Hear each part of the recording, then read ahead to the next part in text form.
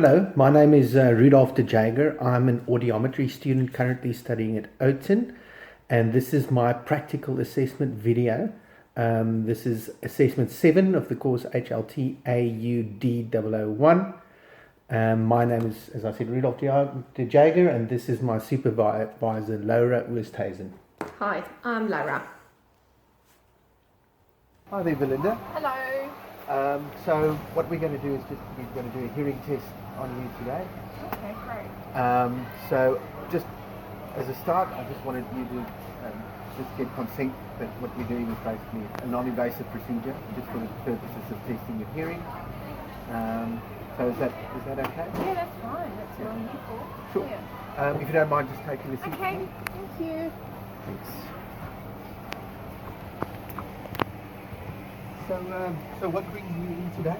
Well, I haven't had my hearing checked for, would be nearly 30 years now. Okay, yeah, so I'm a bit ashamed to say. It's one areas I've been neglecting my health. So I think it's about time, because I'm nearly 50, that I should get checked again. Yeah. Yeah. Okay. And do you remember if did you have a hearing loss before? No, my hearing was pretty good. Yeah. So, I mean, I don't know if hearing is reflective of other things, because I know my eyesight is deteriorating, so perhaps maybe my hearing might be deteriorating too. That might come with age, but I don't know until I get checked. So, yes. Yeah. And how old are you now? I'm 49. 49. Okay. Yeah. And did you have a history of hearing loss? Did you have, say, for instance, a lot of infections or an operation or anything like that on your ears? No, I've had no major problems. The only hearing things I used to have any issues with, like whenever I used to go swimming, I used to have a lot of the middle ear issues. Mm-hmm. But I think anyone can get those sort of problems, so I don't think that was anything really you to never do had with grommets me. or anything like that? No, I don't even know what a grommet is. So, okay. So no, I don't think so. Yeah. Well, grommet, just for interest's sake, is it's basically a surgical perforation of the eardrum, which just allows, Right. if there's like a lot of gunk in the middle ear, it allows it to actually drain. Oh, okay. Yeah, so that's, with people suffering from a lot of middle ear infections. Right. That's a procedure that they do. Yeah, no, I have had middle ear infections, but that was as a child. Yeah. Yeah, Which is sort of relatively normal. Yeah, yeah, yeah. And have you noticed any hearing loss? You think there's some things that you sort of struggling more to hear? Well, here's the thing, TV because I live on my own, I've got no one to bounce this sort of information off, so I wouldn't have a clue, really. Like, I could have poor hearing but not know it, because no one's pointed it out to me. Yes. So that's another reason why I'm here. Definitely. Yeah. Worth the test. Yeah. So I suppose other things that I wanted to ask is there. Do you have a better or worse ear that you're aware of? No. No. Okay. I would never clue. No. Yes. And I suppose have you had any balance issues or anything like that? Oh, like vertigo sort of issues. No. But again, I mean, I can climb a ladder and not have any problems. So. But no dizziness So or spells answer that you to that, have no. on a regular basis. And have you had any like noise exposure quite a lot during work? Or? No, there's no exposure to loud noises. I don't use headphones or anything, so I'm kind of a bit safe in that area. So yeah. And finally, do you get ringing in the ears quite often? Okay. That's like that what is it called? Tinnitus. Tinnitus. Yeah. No, I don't have that. I'm told that's one of the worst things that you can have. Yeah. No. Sometimes people get it, but some people have it. Ring all the time. Have it on a regular basis. No. Okay. So, do you have any family history of hearing loss at all? Well, here's the thing. I'm adopted, so I know nothing about my family history. I'm afraid I can't help you on that one. That's probably another reason why I have to be quite vigilant with being checked up. Yeah. And you've obviously haven't worn any hearing aids, as you said. You haven't got any hearing loss that you know.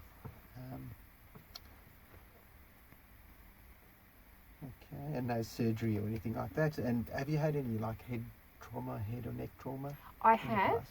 Yep. I landed on my head and I damaged my C5 and C6 vertebrae. Okay. Yeah, so which I've been receiving physio for. Yeah. So And how long ago was that? that was a long time ago that I did that damage. I was in primary school when that happened, but I was on a monkey bar. I was hanging upside down, and I landed on the cement on my straight down onto my head. Yeah. And my whole head my neck banked back the wrong way. Yeah. It was terrible. I was lucky I didn't die. Right. Do you But experience any symptoms from that at the moment? it's just, well, I can't. For example, I can't move my head any further than that on the left side. Yeah. This way I'm much better, but that way that's as far as I can go. Okay. So that's the only trauma I've had to like my head or my spine. Okay, I think that pretty much covers it. Any medication that you're on? No, nothing that might affect your... No, nothing like that. No, nothing exciting, I'm afraid. I think that pretty much covers it. Yeah. For the case history. Okay, so we're going to check my hearing now. That's it. Oh, that'd be cool. Okay. Yeah, cool. So the first thing that we're going to do is check in your ears quickly. You don't mind if I close the door? No, that's okay. Okay. So it's quite a non-invasive procedure. It doesn't go very deep, but if there's any discomfort, yeah, just let me know. All right, you can start with the right ear first. So we don't have any signs of swelling. There's no abnormalities or any scarring. Does that hurt at all? So just looking in the ear, there doesn't seem to be any signs of swelling or redness. Ear canals are clear. The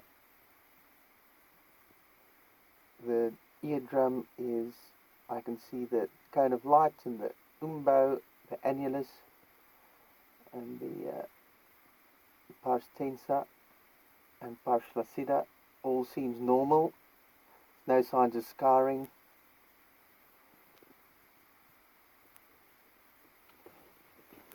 Okay. Thanks, Belinda. So just the other ear. Get a new speculum here for you.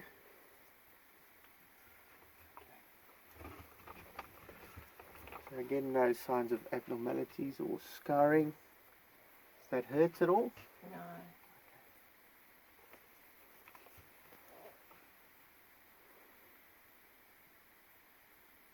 Eardrum is clear. Doesn't seem to be any scarring. I can see the cone of light, the umbo, the arm of the malleus, and the pars tensa and pars flaccida, and the annulus. No signs of swelling or inflammation. Okay. Oh, that was painless and easy. Too easy. So yeah, just as safety precaution, I've used the nitrile gloves, and I'll wash my hands before continuing with the next test. And this is basically just testing the pressure in your middle ear and just the movement of your eardrum. I'm going to put a probe in your ear. It doesn't go very deep. You'll feel a bit of pressure. When I'm doing the test, if you don't mind just not talking or not swallowing. Okay. Okay.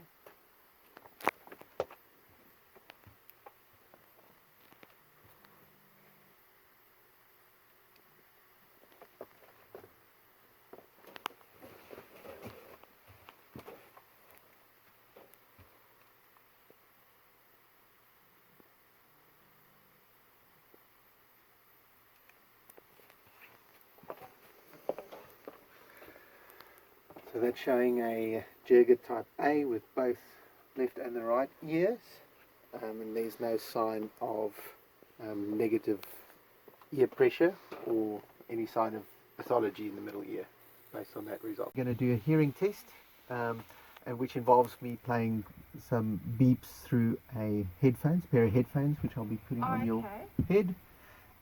So if you do hear a beep, just press the button for me. Okay, when you hear the beep, and the beeps will. Where's the button? I'll show you. So so I've got the hearing headphones there, and the button here. Alright. And so the beeps are going to get really soft. Even if they're really soft and you think you're hearing it, press the button for me. Okay. And I'll be able to talk to you from the other side, so you'll be able to hear me, and I'll be able to hear you as well. So if there's any, you need to ask any questions or. So I'm to press the button when I hear something, or when you ask me? When you hear a beep. Oh, okay. So, yes. All right. Okay. And yes, we're going to close the door as we go in. So if there's any reason you need to ask me a question, or I'll be able to hear you all the time. All right. Okay? So we're going to go in there, or are we doing it? Just stay. Okay. Okay.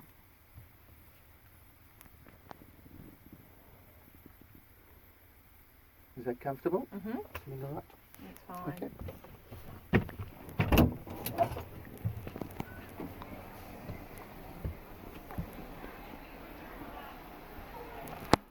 So just when you hear the beep again, press the button for me.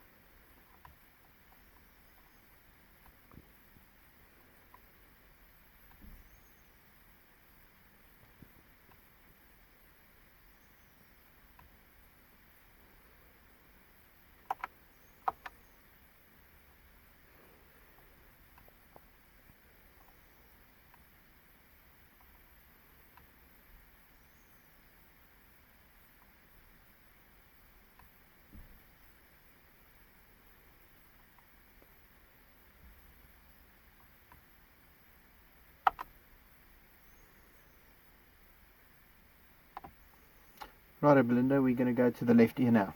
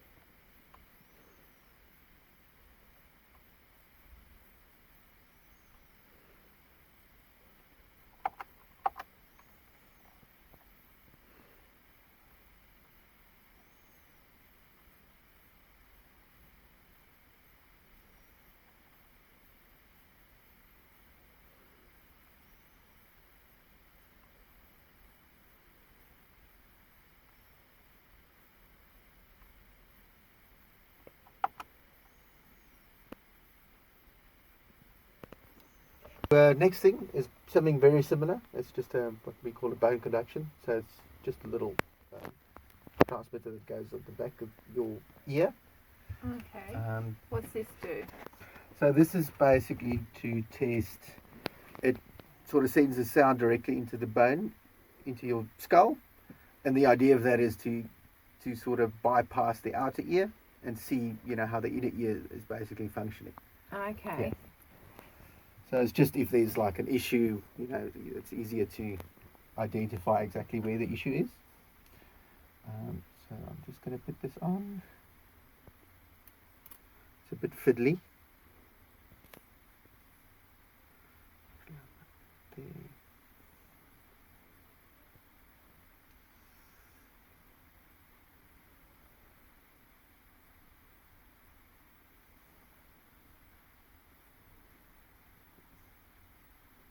Okay, so it's testing my inner ear behind my ears. How's that work? Is that where my inner ear is it? At the back there? Yeah, so it's what they call the mastoid bone is this one. Oh. So it just basically sends a sound directly into your skull. Mm-hmm. Yeah. And that then stimulates your cochlea, which is in your inner ear. Right. Okay, so yeah, this is a bit fiddly to get it right. Okay, so I think I've got the placement good there. Right. So it's not touching the hair and it's not touching the, if you don't mind, can you turn your head just a bit that way? So it's not touching the hair and it's not touching the ear. Okay.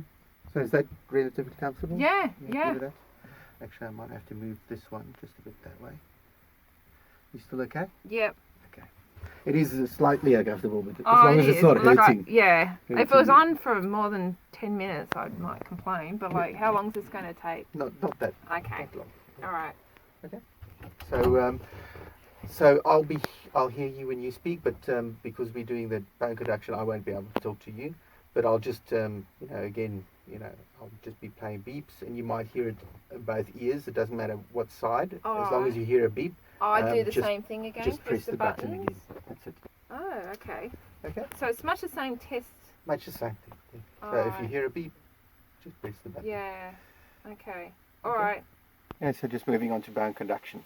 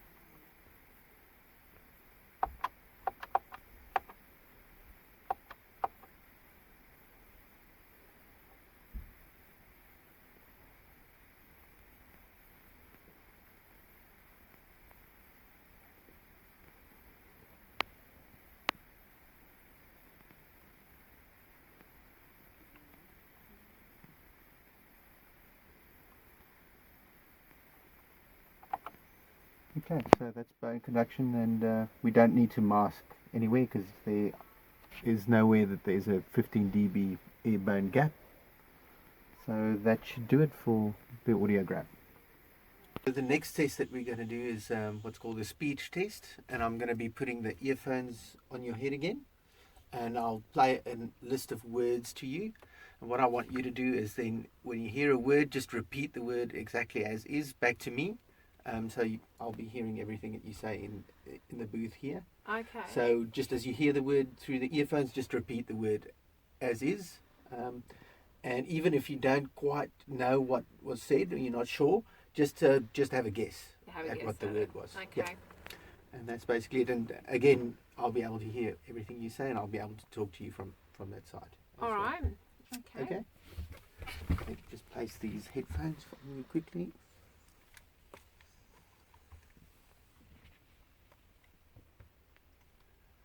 Is that comfortable? Mm-hmm. That's fine.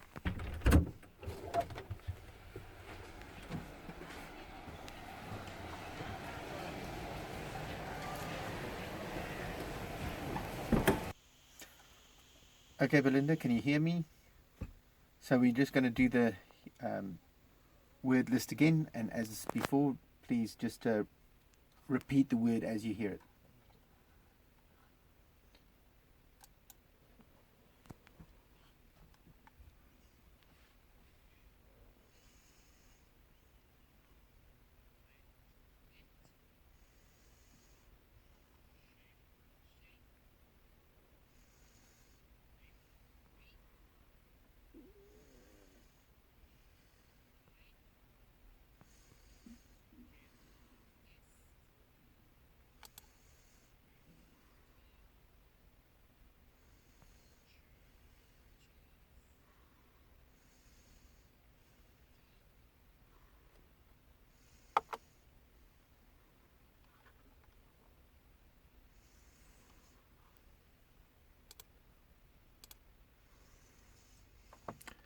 Okay, Belinda, so I'm going to play another list for you and just repeat as before.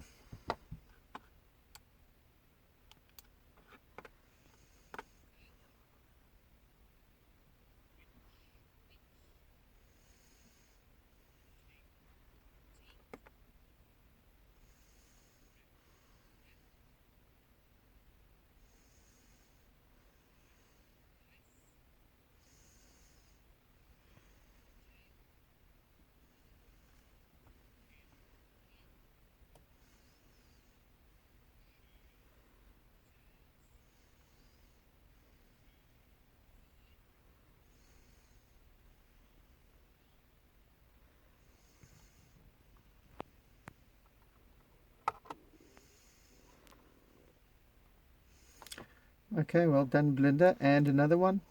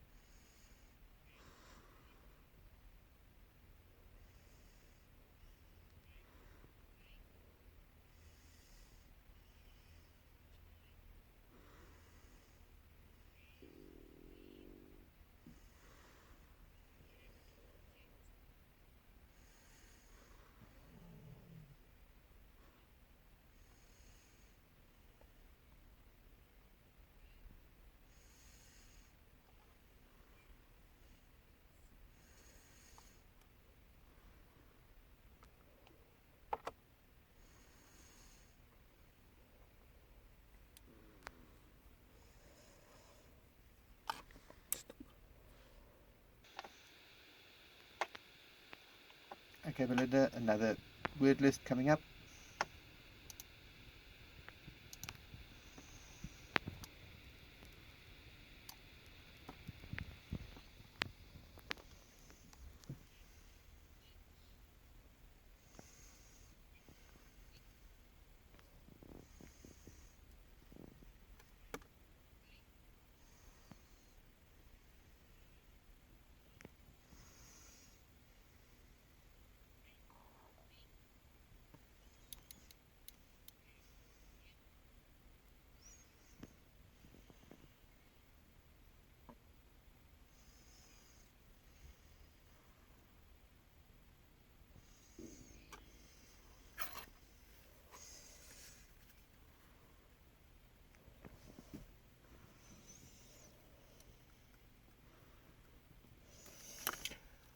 Okay, Belinda, well done. And another one.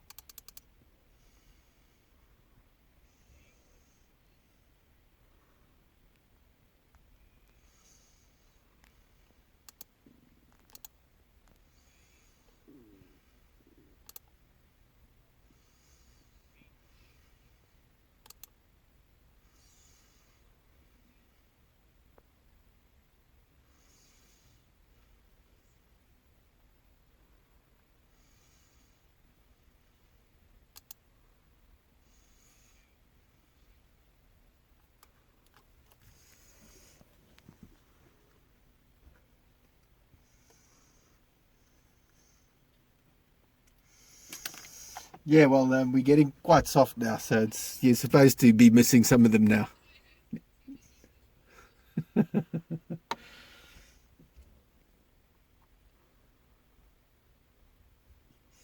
Okay, Belinda, last word list for this ear.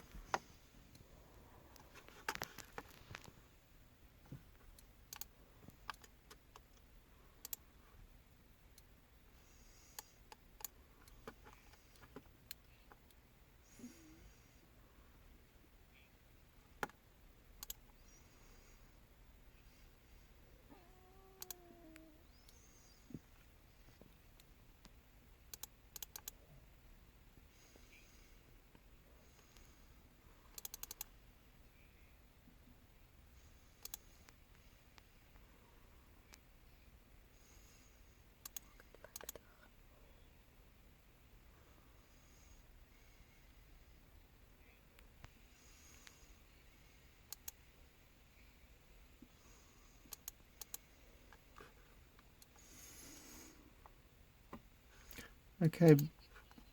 You did okay. You got about half of them right.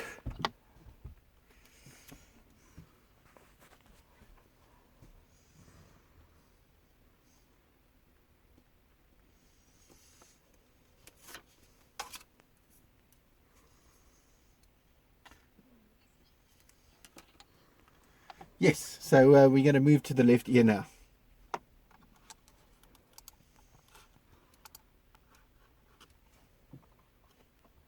The left ear now.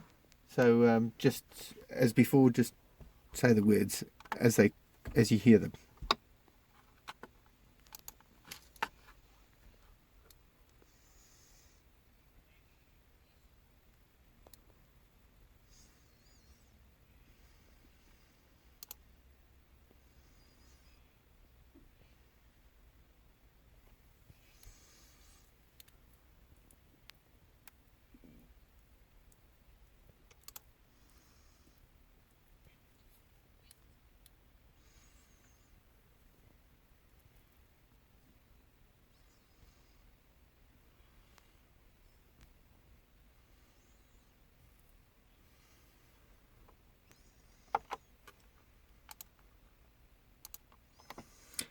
And another word list, Belinda.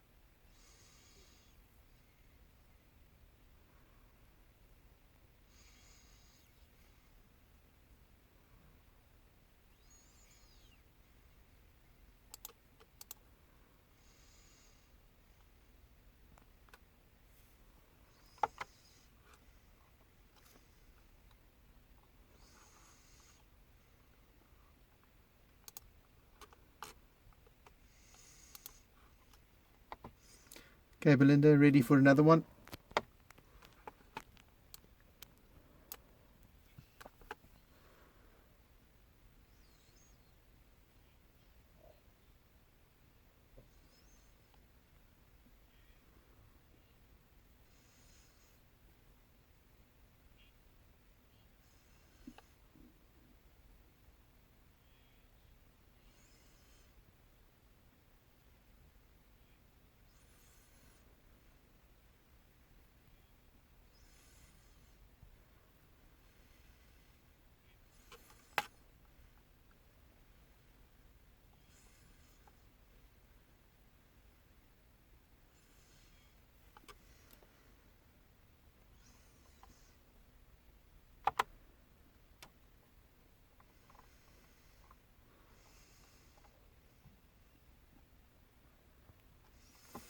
Okay, Belinda, there's three more to go, three more lists, and then we're done.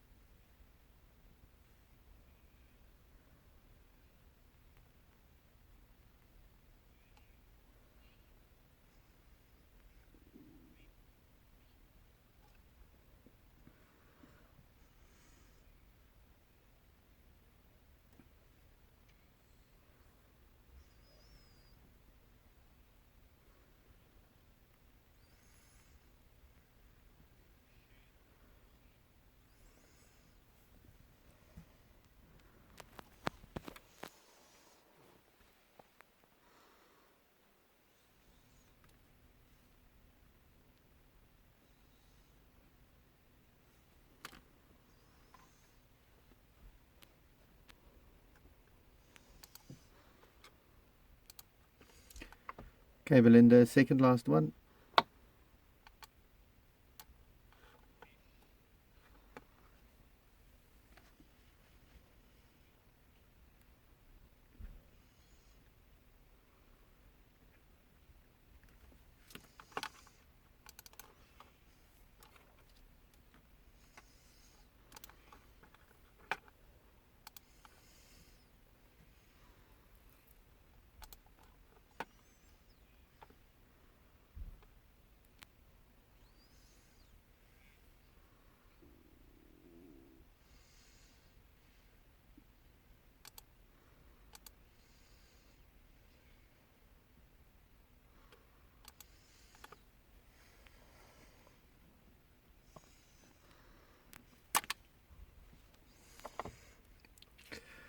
Right, Belinda, last one.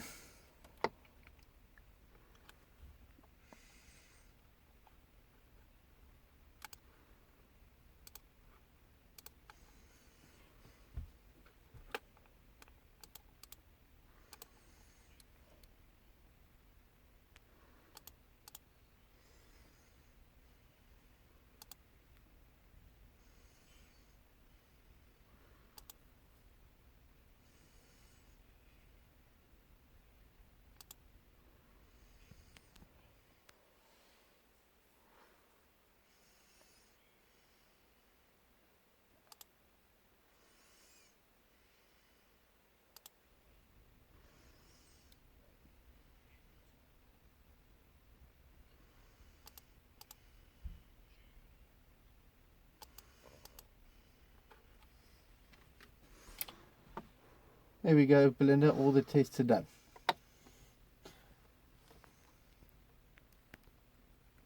Okay, Belinda, so let's have a look at your results for today. I'm good.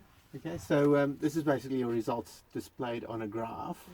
Yeah. If you look at this, that's your loudness level going down, and it's getting louder as you go further down, starting at really soft whisper, going down to like excessively loud noise, and if you go across the graph, you're looking at very low pitched sounds going up to very high pitched sounds.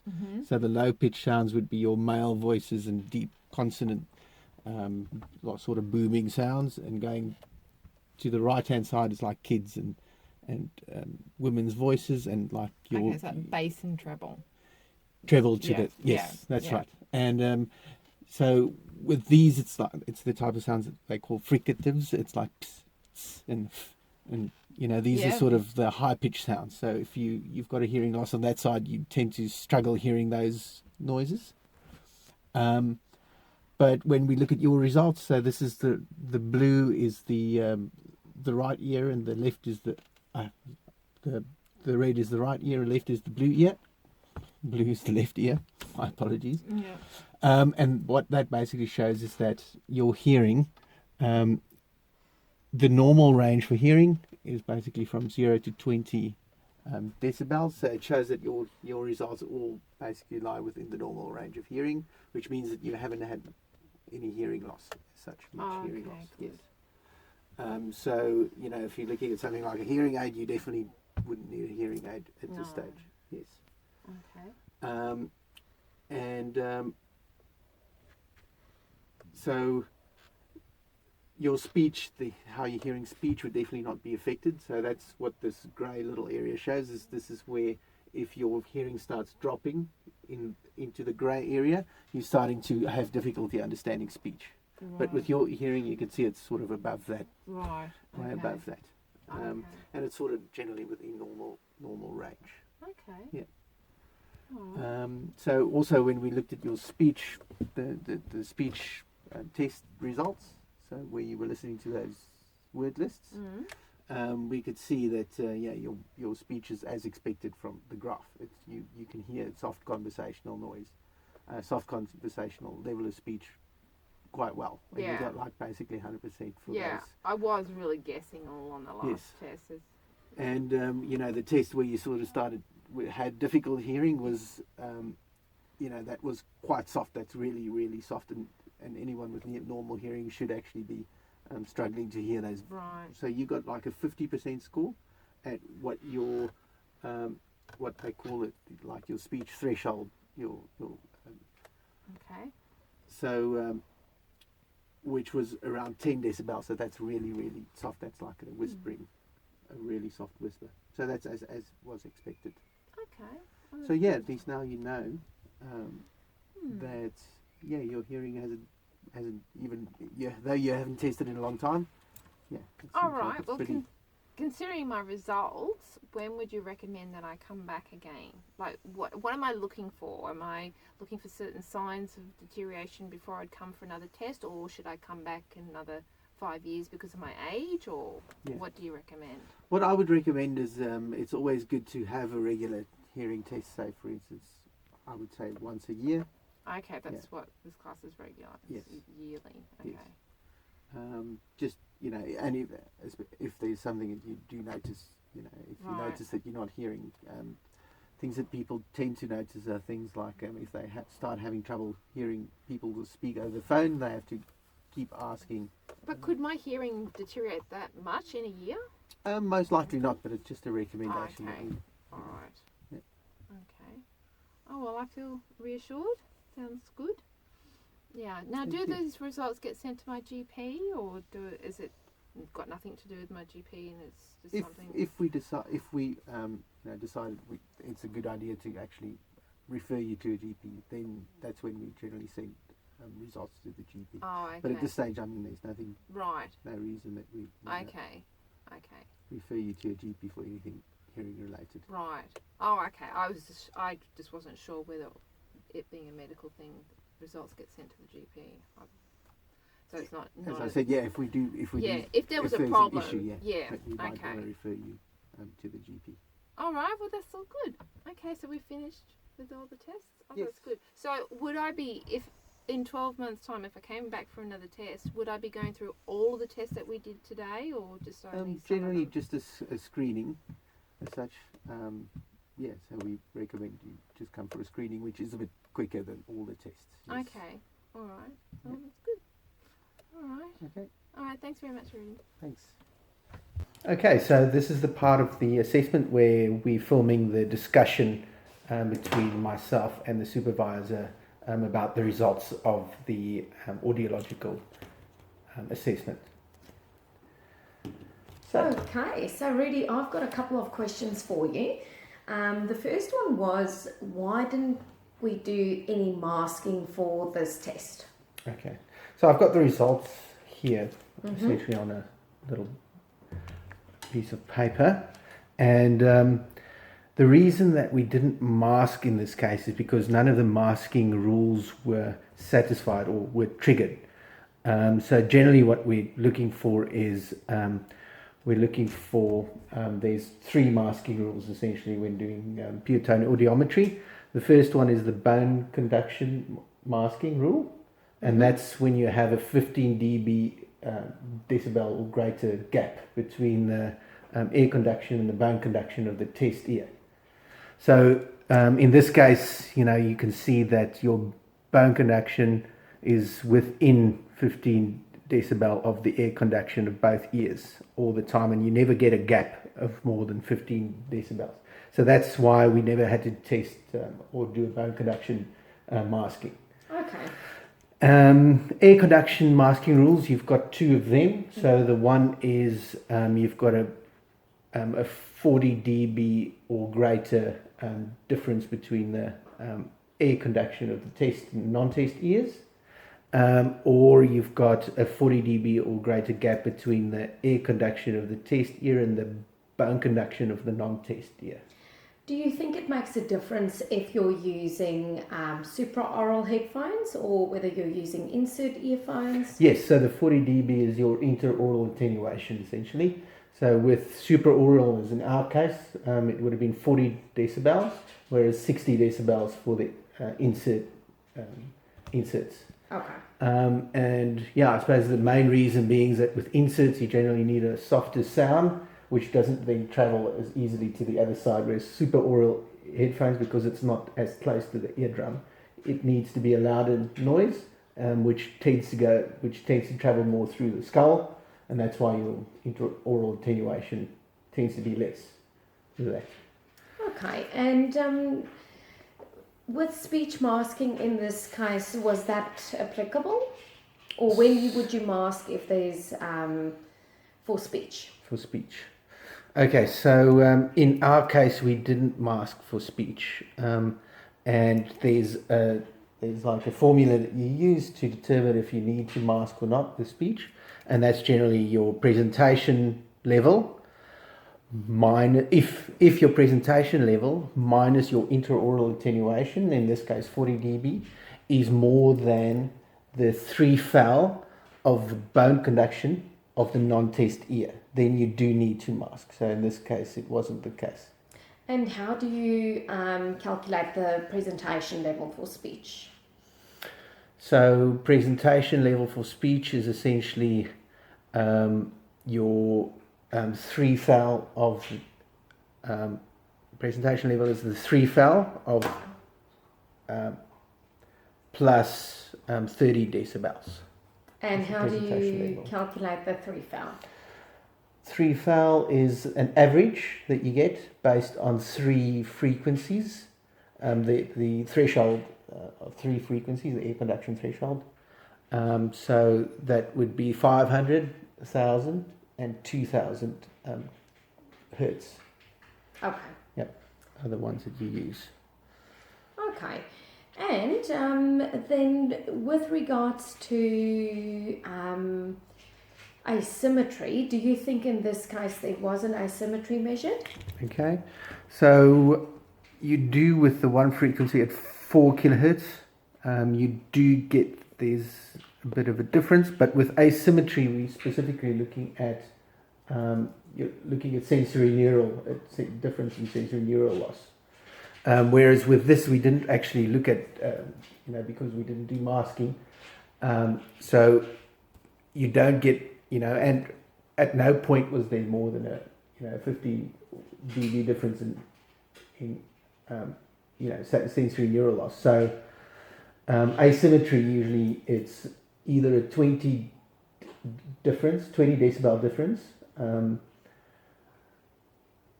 at one frequency, or a 15 dB difference in 2 adjacent frequencies, or it's a 15 decibel difference in any 3 frequencies that you're testing.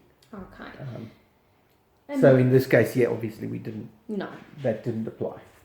And why would it be important to look out for asymmetry? So with asymmetry, with a sensory neural difference, it could indicate an underlying medical condition.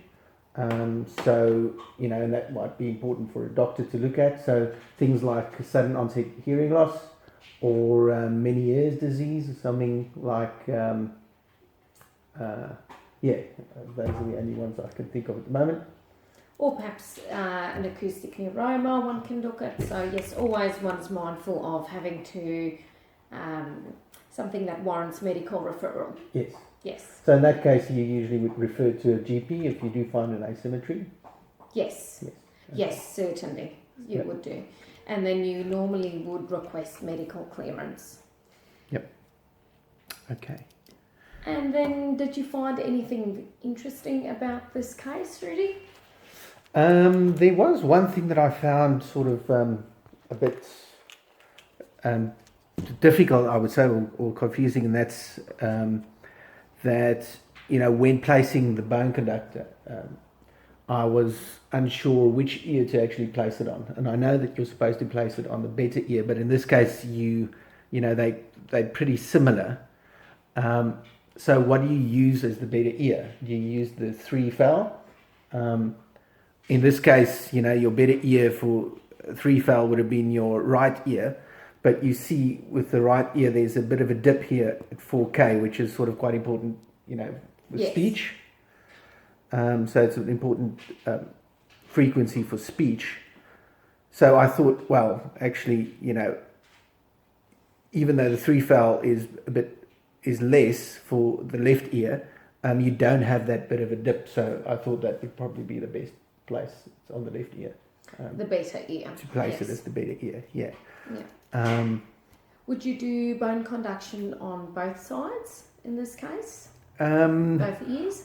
Well, we didn't. So the reason being that if you're doing bone conduction, you're essentially sort of testing the better, because both cochlea would be picking up that sound.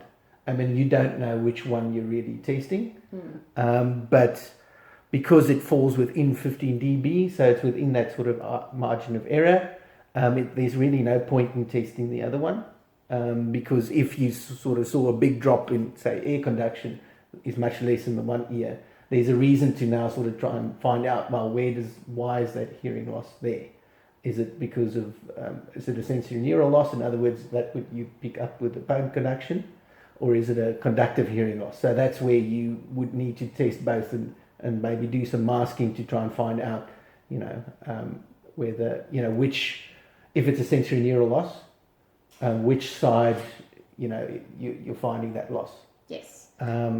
Whereas with this, there's no real point because it all falls within that 10 decibel range, which is like a margin of error, and it's not really, there's no real point in trying to, try and find out those fine differences, for the purpose of the test. So with bone conduction, what exactly are we testing?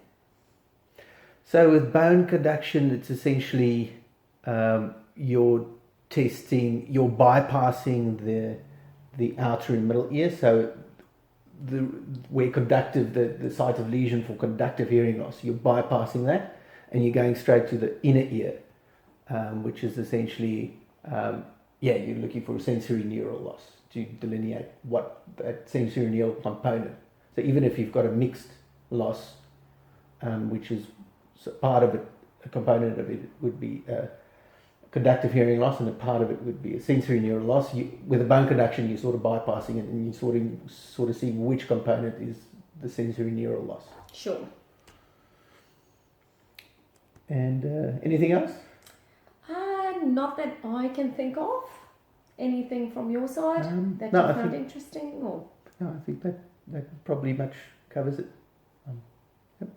Okay. Thanks very much. All right. Thank you, Rudy. Ciao.